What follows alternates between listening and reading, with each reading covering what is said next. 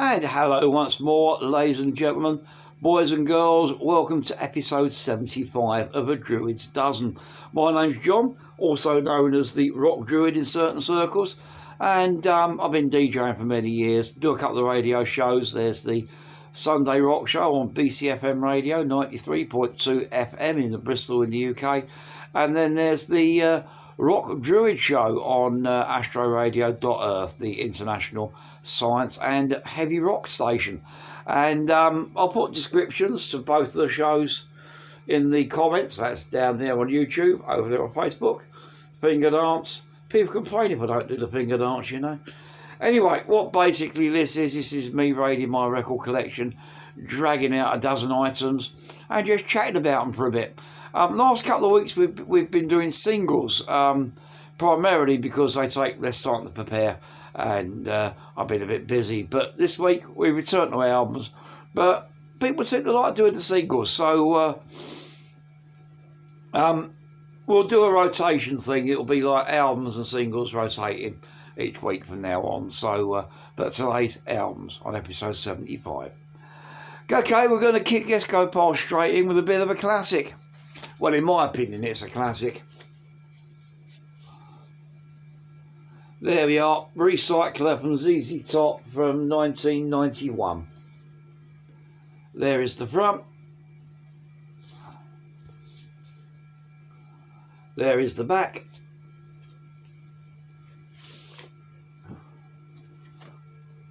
Whip this out. There's the inner sleeve. And there is the disc.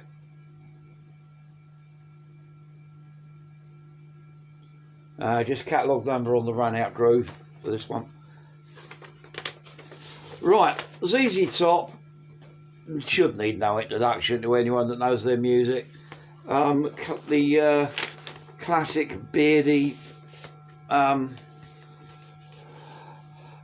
Texan sort of heavy blues boogie merchants, been going since the late 1960s, string of great albums, and yeah, absolute legends. Sadly, what's his name, Dusty Hill died recently, but they're still carrying on with their roadie in his place, and more power to them for that. But anyway, this album, Recycler 1991, bit of a divisive one about amongst these ZZ Top aficionados. I personally like it. There are other people that aren't too keen, but you know, it's, in my opinion, coming after the massive disappointment that was the Afterburner album from about 5 years previous, which in my opinion is ZZ Top's low point. This is quite cool. Yeah, it does maintain some of that kind of synth rock that they were mucking about with on Afterburner, and to a lesser extent on Eliminator. But it also marks some the return of some classic sort of ZZ Top stylings. Tracks like Concrete and Steel, Decision Collision, 2000 Blues, Burger Man.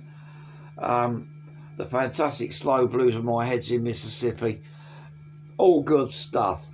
If it's got an iffy point, it's the closing track, Double Back, which is the number that ZZ Top perform in Back to the Future 3. But, you know, I can overlook that track, and it's not that bad a song overall. So I'll let them live with it. Yeah, overall, really good ZZ Top album in my opinion. With the exception of Afterburner, ZZ Top really haven't done a poor album.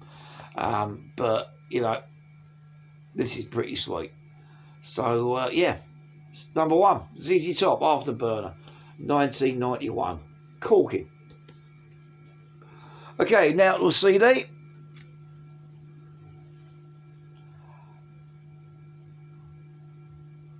Perdision and Minds of the Week EP. There is the front. I think it's Perdision, I think that's how you pronounce it. There's the front.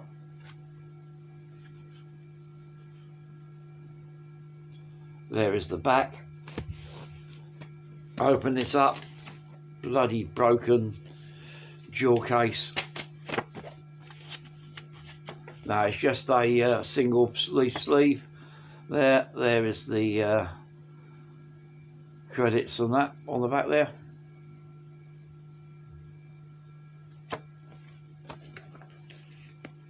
Slide that back. This there is the disc, and in there I have a sticker. Yeah. Now, Perdision, band out of Somerset in the UK. Had the great honour, privilege of watching these guys, well, playing with these guys back in, it must have been about 2015, 2016 at the Kennet Fest, which is a cracking little local festival held November every year down in Yeovil. Yeah, just a load of bands in a pub for an evening, but it's always got a great atmosphere. We played with them there. I picked this up at the time, and it's quite good. Very kind of metal of the extreme variety. Sort of hints of death and metalcore, etc. Deathcore maybe. Lots of vocals with extreme riffs, and I'm not opposed to a bit of that. But let my more aggressive side out. 4-tracker, title cut, Minds of the Week, Let Them Burn, which is probably my favourite track on the album. Overlord and False Queen. Don't really know whatever became of them. I should have looked it up before I came and recorded, but I was too busy doing some other research and completely forgot about this. But I've no doubt if you give them a Google, you can find out if the band are still together. They did another couple of EPs that I'm aware of, and they're all pretty sweet. I do have at least one more EP by this lot. So they're all pretty sweet, and if you like your kind of more obscure local metal from obscure local parts of the UK, worth checking out. Yeah, Minds of the Week by Perdision. Good, cool, corking stuff. 2013 this was released. Okay, next up, we'll have a bit of, new wave of British heavy metal? Maybe, maybe not. Here we go. I think I have looked at this album on a very early edition of this podcast, but some of these are beginning to repeat, by the way. I noticed, but sometimes I could do a second look. Anyway, this is British Standard approved by Demon, 1984. There is the front. There is the back, including the bit that says this album is dedicated to Malcolm Spooner, 1945 to 1984, who died 7 days after it was completed. A rare breed. Go On, Break the Mould, and Phil Tunstall, 1950 to 1984. Our friend and gentleman. Phil Tunstall was, I think, one of the band management, but and then Mal Spooner was Demon's guitarist, both of which died during the recording or just after recording this album. Anyway, there's the front. You can see it's fully autographed, and if I whip this out, there's Mal Spooner, R.I.P. and lyrics.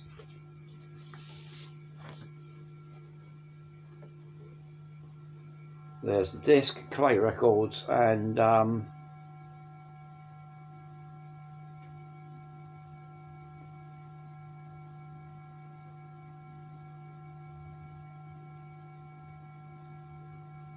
there is something on the run out groove, but I haven't got my glasses on to read it. So anyway, Demon. Though I waved one of the singles around a couple of episodes ago when I did the new Over British Heavy Metal singles. This is a few years on from that. This is 1983. Demon had made a big decision to switch to moving away from the more traditional heavy metal experimenting with what will become known as prog metal. Their album The Plague, one of the first and most influential progressive metal albums of all time. Then they followed it up with this, and this is where Demon are ignoring the metal to a certain extent and going full-blown prog rock. This is the most progressive rock album Demon ever did. This album is more Pink Floyd and Eloy than it is Saxon and Black Sabbath. This is definitely one for the keyboard whittlers, and it's a damn fine album. It contains one of my favourite Demon songs, the fantastic Wonderland, and as well as kind of lots of kind of things like First Class and Proxima, which are kind of more kind of trippy sections. Like I said, this is more like an Eloy album than a heavy metal album. It's a concept work. It does look at so the album's British standard approved. It does look at the state of Thatcher's Britain, and it doesn't make for a very good look. Wonderland's a song about immigration and saying, well, why are people coming here when Britain's such a shithole? But it's talking about kind of the need for immigration and anti-racism. And then there's the bit where he's talking about the hemispheres at the end, where he's talking about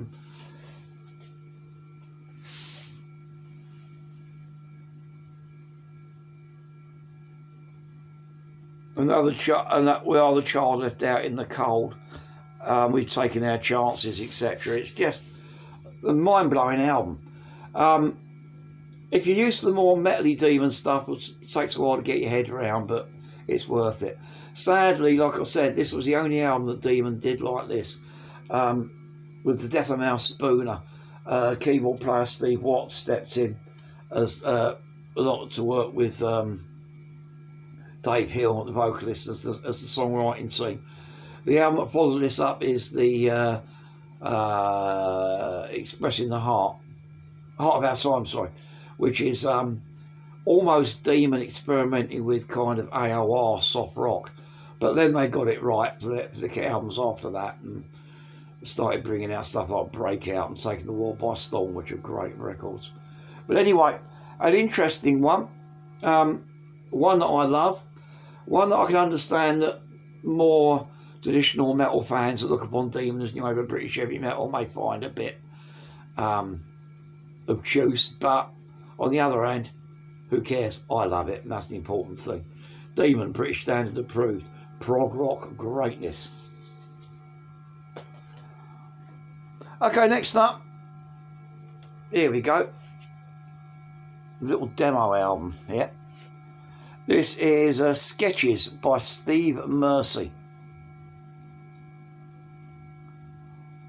There is the front. Open this up.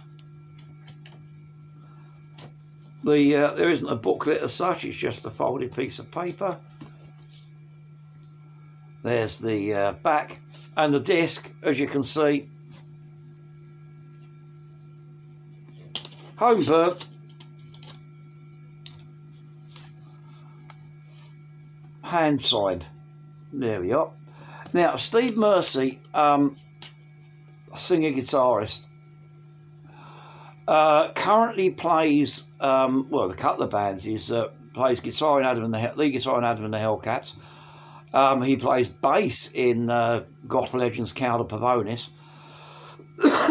Former lead guitarist with another great Gloucester-based goth band, Abigail's Mercy, and got a little solo thing going on the side, very low key. Just before Christmas, my band Alien stashed him. Played at a gig at the Griffin in Bristol. I think about that for a minute. And Steve supported us. Just him and his acoustic guitar. And, I was expecting sort of like, because, Count Pavonis and kind of very, very goth. Adam and the Hellcats. great rock and roll band. But, you know, he gets up there, breaks out his guitar, and does a damn fine Leonard Cohen impression. Got a voice, say Leonard Cohen, he's got a bit of a kind of Leonard Cohen-esque voice. Star-wise, also maybe Howling Anton Bleak, if you ever come across that rock and roll genius, Russian genius, working out of London. But also kind of, you know, sort of hints of Dylan, that kind of thing. Very, very deep, very, very moving, very, very insightful songs. So I grabbed this at the end of the night, and I've been playing it quite a lot recently. Hasn't made a radio play yet, but I'll kind of rectify that over the next couple of weeks. But tracks like All He Wanted, Dragonfly, Friends Like That, After the Fall, Cloud Dancer, Beautiful, all good stuff. Some of it's original material, some of it's songs from one of his previous bands, Abigail's Mercy, and it's just a really, really good record. The guy's got a deeply moving voice, and he's a really nice guy as well when it comes through in his music. As to the commercial availability of this, I don't know. He says he just tends to burn these off to sell at gigs. So maybe worth checking down, see if you can find them. But overall, if you can see any of these floating around or find him online, or just go and see him live and buy a gig, because he does do a fair number of solo slots, does Steve. Check him out. Check out Calvin Vardis and Adam and the Hellcats as well. But and Abigail's Mercy, but Steve Mercy's solo this is, and it's very, very good. Favourite cut? Probably the version of Cloud Dancer on here, which is an Abigail's Mercy number. But, you know, I'm still living with the album, so it changes from listen to listen. But still a very, very good record. Steve Mercy, Sketches. From last year, apparently, 2021. Okay, next up, we will have some proper new over British heavy metal. We've got a couple of them floating around in today's lineup. Here we go. Vigilante by Vardis.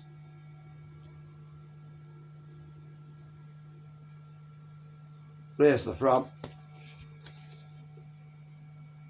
There's the back. This album is 1986. Whip this out.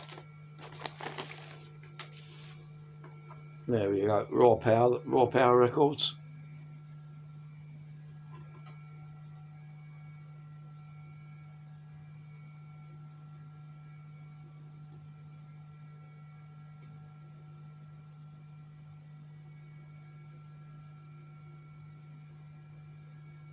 Yeah, Porky. Only thing that the catalogue number and Porky Prime cut on the Run Out Groove.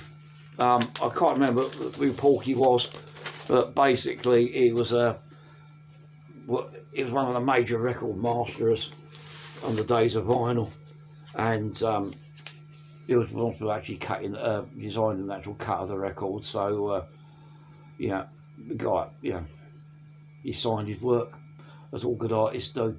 Anyway, this was, as far as I'm aware, the last album Vardis recorded before they split. Although, glad to say, they have recently reformed, and new live albums recently come out, which is quite sweet, and new studio album in the pipeline apparently. But anyway, this was the last of the classic Vardis era albums before they called it quits in the late 1980s. Line up with Steve Zodiac on vocals, Gary Pearson on drums, Terry Halberry on bass, and Steve Kingsley on keyboards, and which is the only album, as far as I'm aware, that's not the only Vardis album that has got keyboards on it, but it's the only one where they've actually got a keyboard player credited as part of the band. They even used George Holland on one of their earlier albums. But anyway, if you haven't heard Vardis, you have a British heavy metal band. They will be going since the early 1970s, although They didn't start recording until the new wave of British heavy metal era picked up. Banged out a series of great albums over the years. Heavily influenced by bands like T-Rex, etc. Maybe Widowmaker, Free, etc. You know, kind of that classic kind of 1970s style. This is pretty damn good. Tracks on here that I really like include I Want to Be a Guitar Hero, Just For You, don't we all? Bad Company, I Must Be Mad, Radioactive, Don't Mess With The Best Because The Best Don't Mess, Radio Rocker, all sweet stuff. Steve Zodiac croons away and sort of like tries to out bowling all over the place. Yeah, the rest of the band just kind of headbang along and makes it just a great listen. I do recommend Vardis to anyone that likes new wave British heavy metal, so go for it. And this particular one, Vigilante 1986, is as good a place to start as any. Okay, next up, here we go. This is something a little bit unusual. Something that I completely forgotten about in my collection until I dug it out the other day. This is Revolutions by American band Faith to Fist.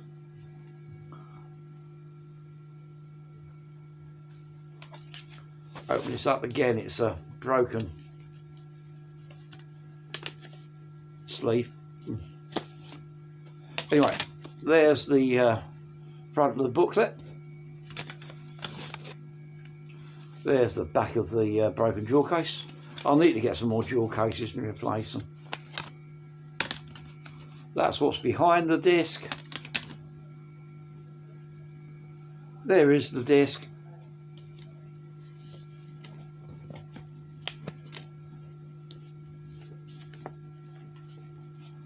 And the booklet is primarily just lyrics.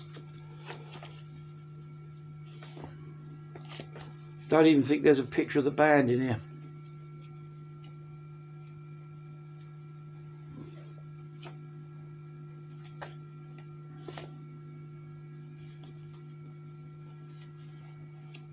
No. Not even a picture of the band.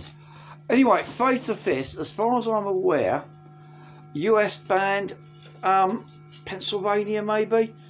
Not 100% sure, but I think I've come across, when I was doing some reading, I read Pennsylvania somewhere about in relation to these guys. Anyway, they're kind of a heavy pop rock band.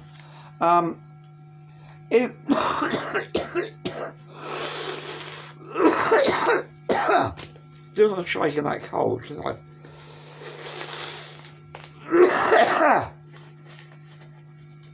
So still not shaking this cold. Well, the missus has it quite badly as well now. So it's not COVID. We've been testing.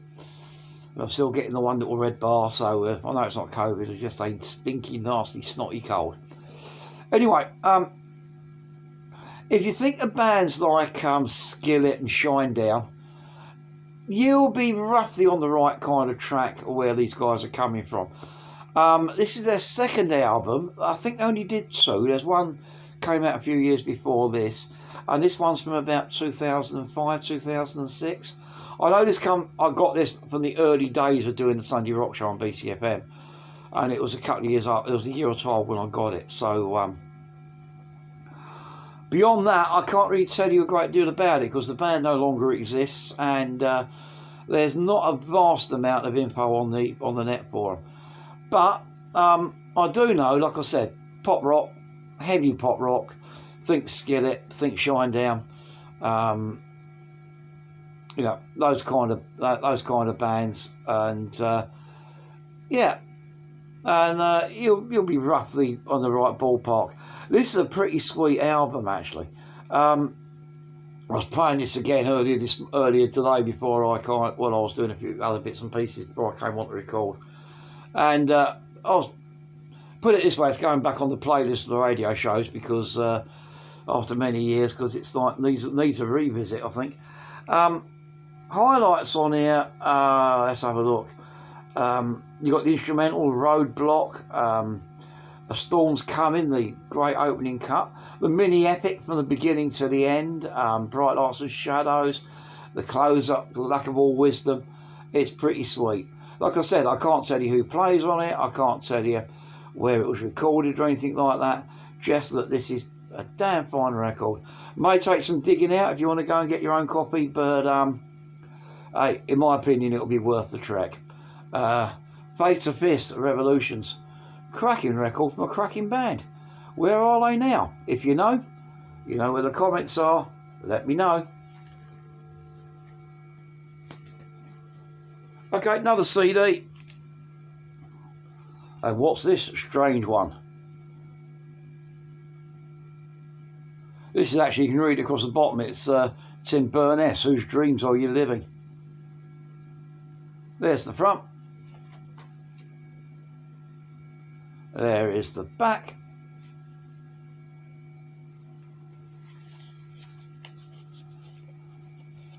Crack this open.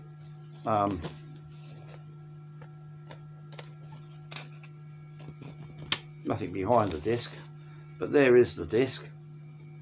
And it's the album 2015, was it?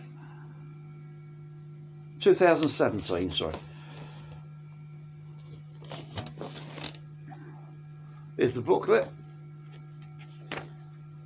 Lots of pictures of Mr. Burness playing guitar.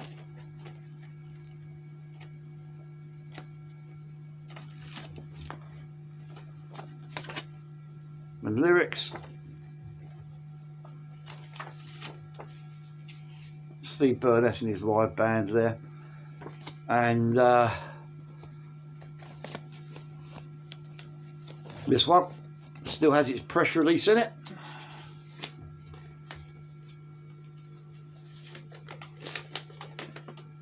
There we go.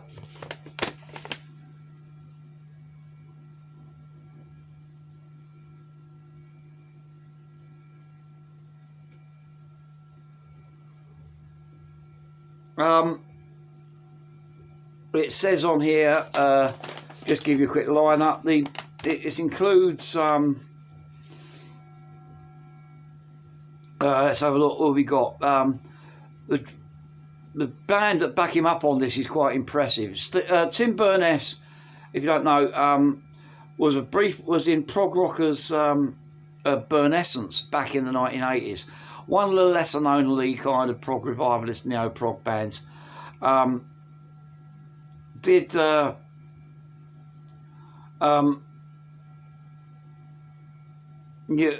based in the Brighton area. Burnescence kind of, they supported bands like IQ and Pendragon. Band broke up in the early 1990s. He's been solo ever since. On this album he's working with Fudge Smith, who's a former Pendragon drummer, now plays for Steve Hackett. Keith Hastings from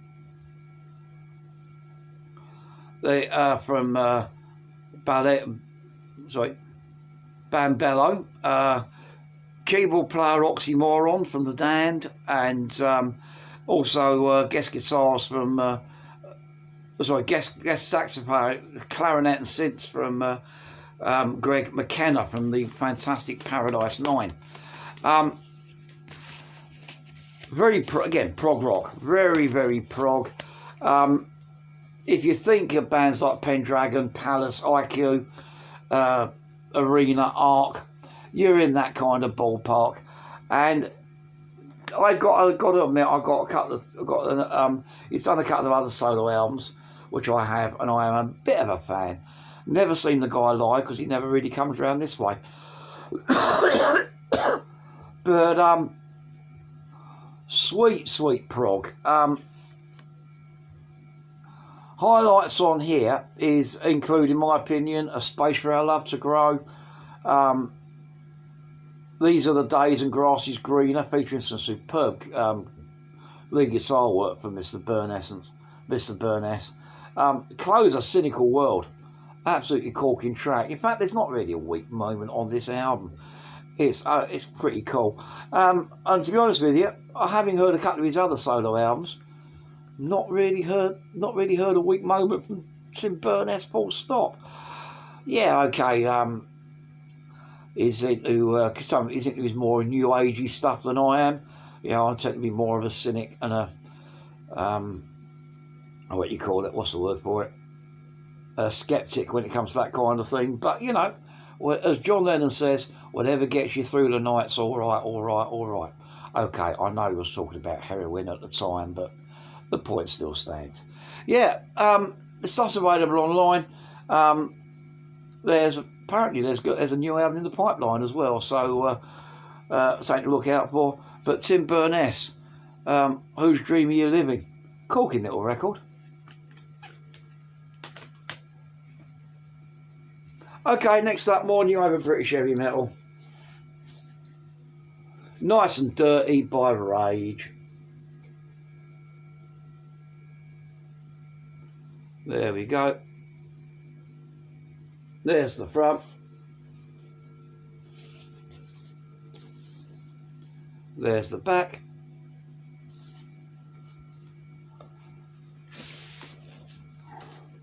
Whip this out. There we are, Career Records. Nothing on the run out groove. There's the disc and label. Now, Rage, one of the lesser known new over British heavy metal bands.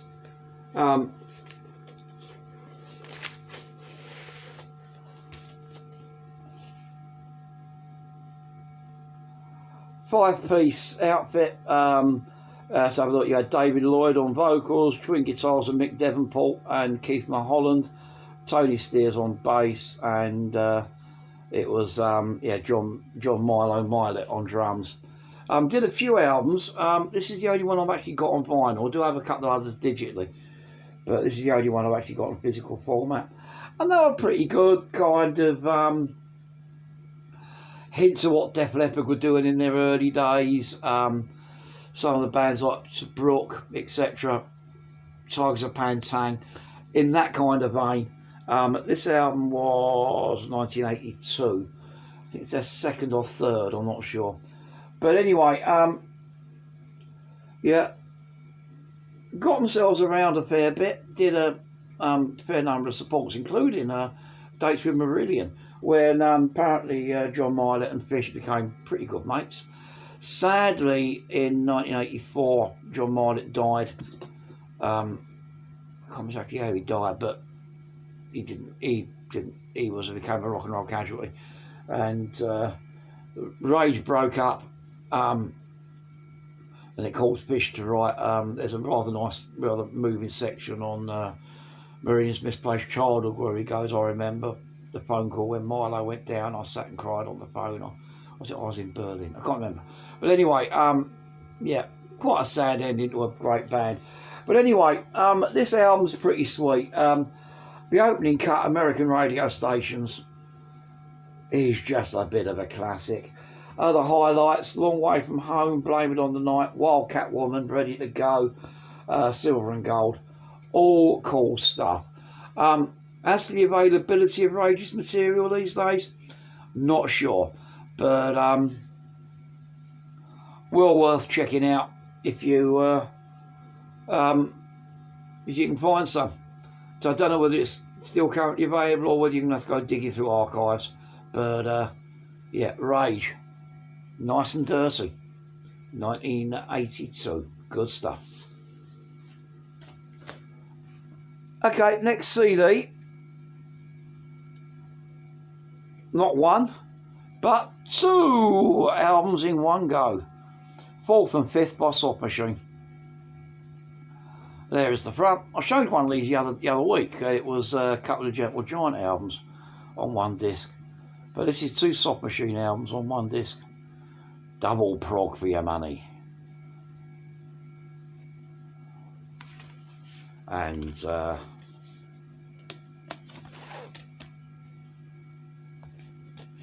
that's behind the disc. There is the disc.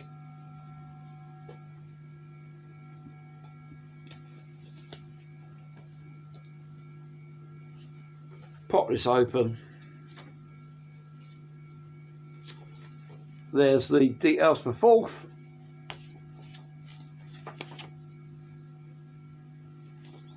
Basically, it mirrors what the vinyl copies would have been, but over.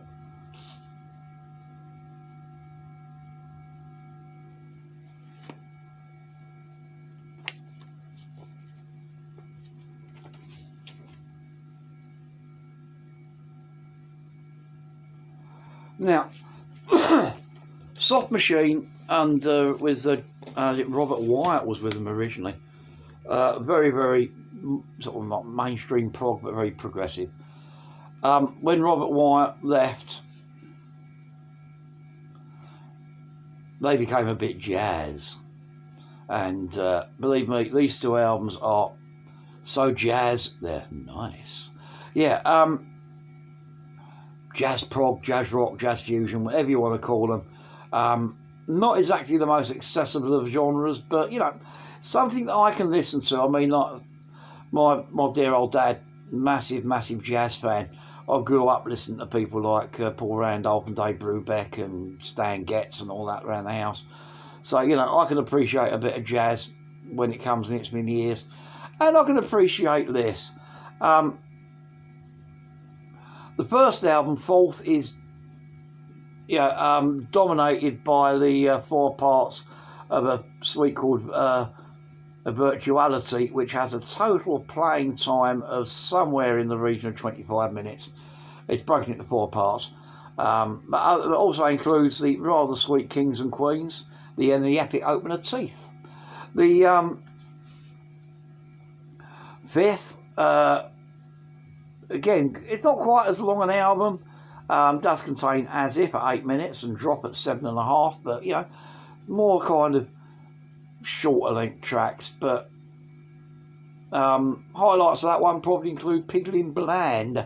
But you know, it's instrumental jazz, progressive jazz rock. You know, I'll be honest with you, I do tend to find it begins to smooth into one track. But on the other hand, this stuff is for, in my opinion, is for laid back listening rather than for, oh man, get into the song kind of listening. It's sweet. I like it. Like I say, jazz fusion is maybe not everybody's cup of tea, but both of these albums, they're okay. If you like, laid back late night listening, a bit of kind of chilled out background. A bit of cerebral background. It can get quite intense in places, but I like it. Yeah, 4th and 5th, double album reissue from 1999, this particular pressing. 4th and 5th were 72, 73 originally, something like that. But anyway, good stuff. Soft Machine. Band I should really get more by. Okay, next up. Here we go. Ozzy Osbourne, The Ultimate Sin, 1986. An album that divides me straight down the middle. There's the front. There's the back.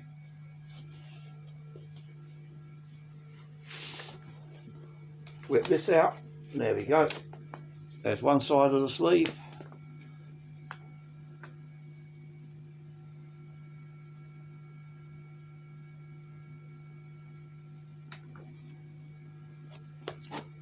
There's the other side of the sleeve. Who's the guitarist on this one? Oh, J.K. Lee, that's right. It was after the Brad Gillis period. And if I whip the disc out, there we go, just Epic Records. No, nothing on the run out, just the catalogue number on the run out groove. Now, I say this album divides me because it's a good album. I'll admit, hand on heart, I am not a big fan of Ozzy's vocals. I'm not saying he can't sing. It's just that Yeah, he's never one of these singers that's never really turned me on. Always found him a bit strangled. And also, when it comes to Sabbath, so my earliest kind of exposure to Sabbath was the Dio period, the albums Heaven and Hell and Mob Rules. So I've always been in the Dio camp when it comes to Sabbath. Not knocking Ozzy in the Ozzy period, but just what I prefer. And his solo albums, yes, I mean, he's done some great stuff. And this album's not his best, but it's pretty good. Tracks like Killer of Giants, Thank God for the Bomb, Shot in the Dark, the title track Ultimate Sin, Never Know Why. All pretty sweet tracks. Yeah, backed up by, as it feels, of course, it's Jake E. Lee and it's the Cheap Trick rhythm, not Cheap Trick, Quite Right rhythm section on here as well. So, all more reasons to like it. Problem was, I made the mistake of going to see him on this tour. Saw him at the studio in Bristol, and the guy staggered on stage, so drunk he could hardly stand up. He kept forgetting his own lyrics.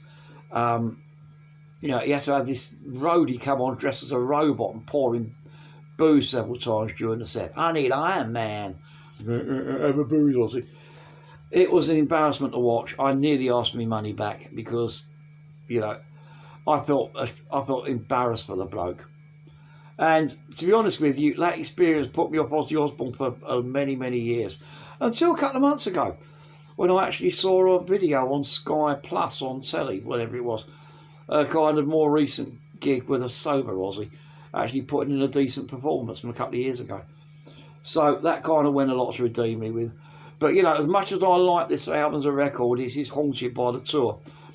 Or rather the Bristol date on the tour, where it was, in my opinion, the guy was a complete mess and an embarrassment to watch. But, you know, the album's pretty good, and I wouldn't say don't listen to Ozzy. I should say, if you're going to go get Ozzy albums, this is a pretty good one. But, yeah, that's my opinion. Ozzy Osbourne, The Ultimate Sin, 1986. A good album that, for me, is sadly tainted. Last CD of the day, we'll have a bit of a classic. Here we go. The Real Thing, Faith No More. Faith No More's second album came out in 1989. There's the front. There's the back. Crack this open. There is the disc. Pull the booklet out.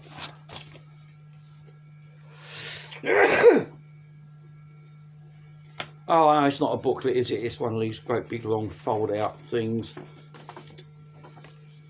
There we go. There's Faith No More. And there's all the bump and the CD bits and the front cover again. And on there, album credits and lyrics.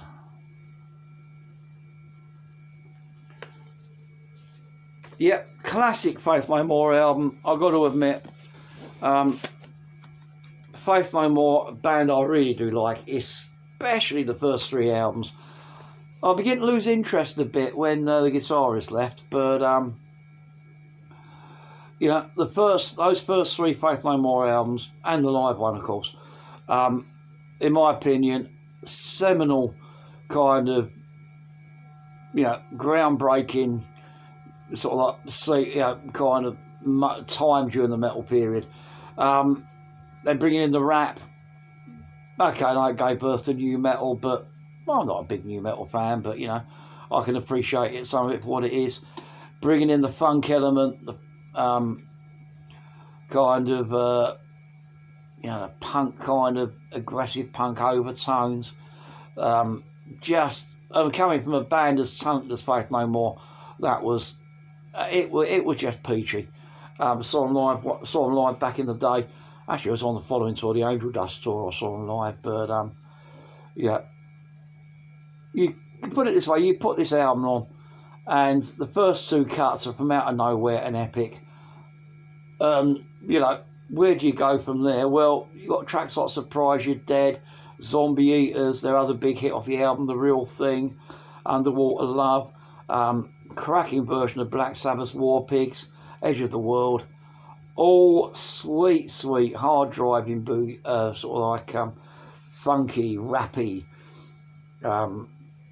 in your face kind of post metal gorgeousness. Please, if you haven't heard Faith No More, or if you've forgotten about them, give them a revisit, give them a listen. So those first three albums, which are Introduce Yourself, The Real Thing, and Angel Dust, and there's also a live at Brixton as well, are all absolutely peachy. In my opinion, they lose it a little bit after that, but you know, even those albums aren't without merit. So yeah, nothing much else to say about that. Faith No More, The Real Thing, 1989, classic. Go get it if you haven't got it. It should be in everyone's record collection. If I become Prime Minister, I'm not going to have part. And if I was partying up when the Queen's husband had died, I'd have Faith No More on. Not that I would, but yeah. Well, Faith No More on, but I wouldn't be partying up in the garden number 10. There you are, that's this week's political comment. Ends up on the last one, Rush, Show of Hands. Not again, 1989. There's the front. There's the back. Opens out into a gatefold.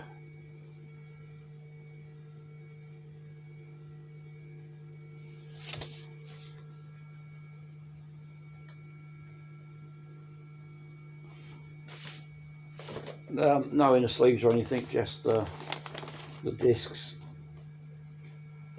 Not have that on it.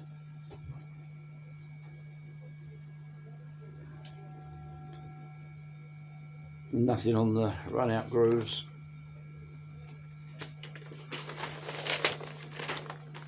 I think the other disc is very similar. Yeah, there's minor variations on the picture on the middle there, but not much. Now, in my opinion, 1980s Rush are a band of diminishing returns. They started out pretty strong with albums like Moving Pictures and Signals. I even like Grace Under Pressure. Then, what was it? Big Money? Power Windows, leading on to Hold Your Fire, and then eventually winding up with the abysmal Presto. Each album was a little bit less than the others. I'm not saying there wasn't good material on any of those albums. There are the occasional good track, but you know, it became Rush by numbers, pop Rush, Rush trying to be a kind of pop prog band rather than what they were best at.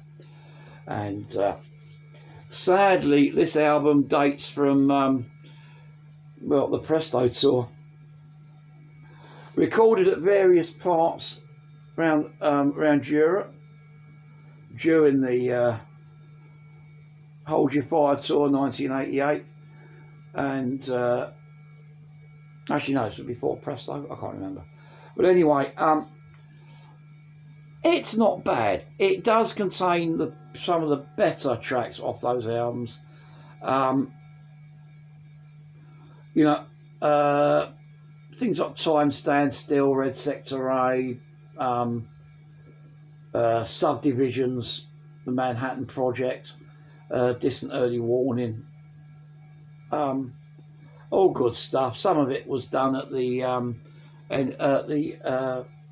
NEC in Birmingham in the UK. Actually, a lot of this album was called the NEC Birmingham in the UK. Most of it was, but it's okay. It's a Rush live album. Rush live, very, very good band. And yes, it's got the kind of hallmarks of Rush. There's no overdubs on here. It's all kind of, there are mistakes. Rush, one thing I do admire about Rush's live albums, they do tend to do a waltz and all, bang it out kind of thing.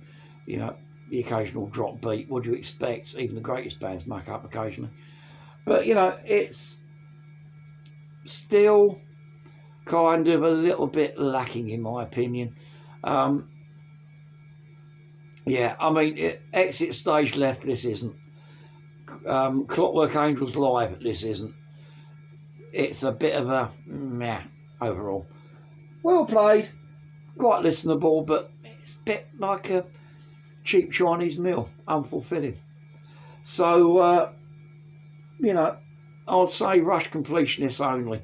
And if you want to hear Rush live, go for Exit Stage Left. Far better album, in my opinion. But anyway, yeah, a show of hands, Rush, 1989. Yeah. Anyway, that's it for this week.